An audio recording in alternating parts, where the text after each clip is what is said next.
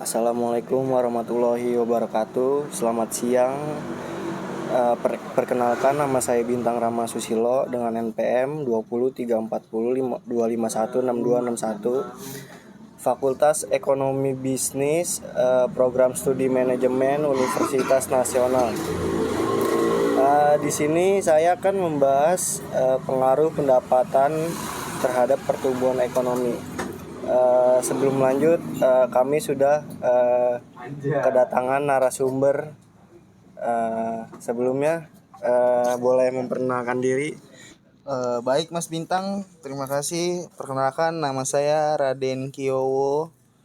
Saya pekerja dari karyawan swasta. Terima kasih. Sebelum lebih lanjut, sebelumnya Anda tahu nggak sih pertumbuhan ekonomi itu apa?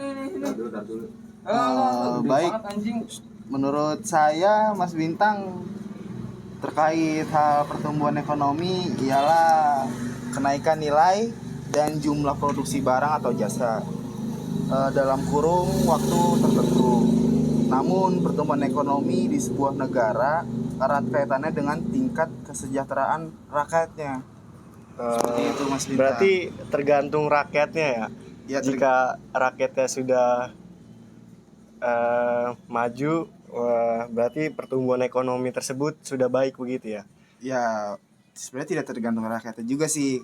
Karena kalau rakyatnya tidak dapat pekerjaan, ya siapa yang mau disalahkan? Mungkin lebih menyorong kepada pemerintah yang bisa membuka peluang-peluang kerja untuk rakyat-rakyat menengah ke bawah. Seperti itu. Baik. Terus apa sih pengaruh pendapatan terhadap pertumbuhan ekonomi?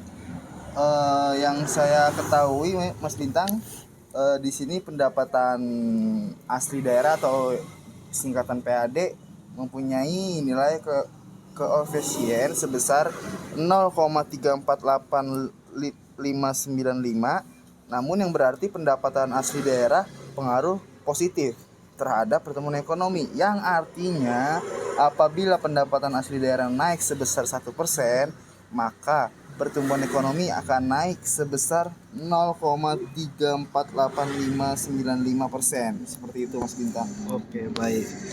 Kebetulan karena kita tinggal di Jakarta ya, itu bagaimana sih laju pertumbuhan ekonomi provinsi di DKI Jakarta?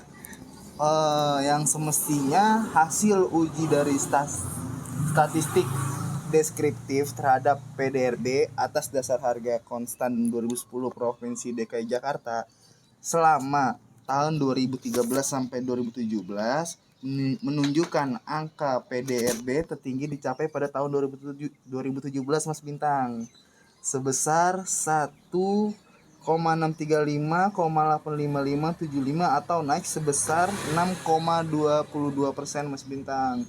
Kalau kita bandingkan dengan tahun 2016 sebesar 1,540,78,20 dalam miliar rupiah, mencapai pertumbuhan ini paling tinggi dibandingkan dengan tahun-tahun sebelumnya yang hanya tumbuh di bawah 6%. Mungkin kisarannya seperti itu yang saya ketahui Mas Bintang. Oke, baik. Berarti selama 2016-2017 mengalami peningkatan berarti ya? Iya, benar. Oke, baik.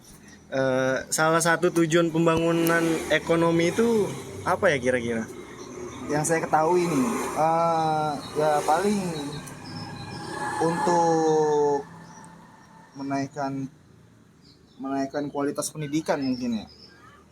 Lalu juga membuat atau melaksanakan pembangunan dan juga melebarkan sayap-sayap ruang pekerjaan untuk rakyat-rakyat menengah ke atas dan maupun menengah ke bawah, dan juga meningkatkan tabungan dan investasi untuk semua masyarakat Indonesia. Lalu juga di sini kita mungkin ada menyediakan sarana dan prasarana yang menunjang pembangunan. Mungkin seperti itu Mas Bintang. Oke, baik.